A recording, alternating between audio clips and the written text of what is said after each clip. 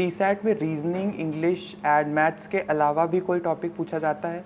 And क्या इन सारे subjects जो भी है इनका वेटेज सेम होता है? जैसे रीजनिंग इतना परसेंटेज तो उतना ही परसेंटेज मैथ्स का भी होगा, ऐसा ही होता है?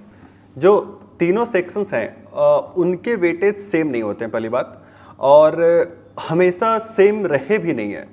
तो जो पिछले 4-5 सालों का जो ट्रेंड है वो ये है कि मैथ के क्वेश्चंस बढ़ गए हैं। इनफैक्ट जो हम बोल रहे हैं सीसेट डिफिकल्ट हो गया, वो इसलिए हो गया क्योंकि मैथ का प्रोपोर्शन बढ़ गया है और रीडिंग कॉम्प्रिहेंशन का प्रोपोर्शन कम हो गया है।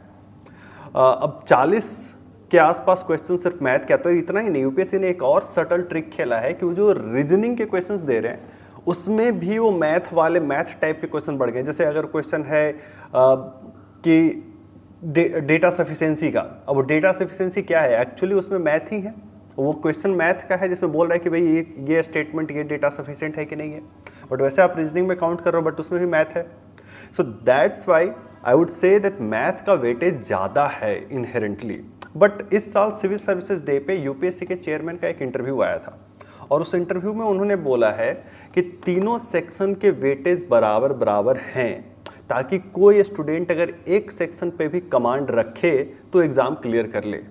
सो now we can hope that probably the weightage of reading comprehension will increase, और वो 33% के आसपास आएगा। अभी भी ये तो हमेशा ट्रू रहेगा कि रीजनिंग में मैथ के क्वेश्चन आएंगे, इसलिए ओवरऑल मैथ का वेटेज थोड़ा ज़्यादा रहेगा।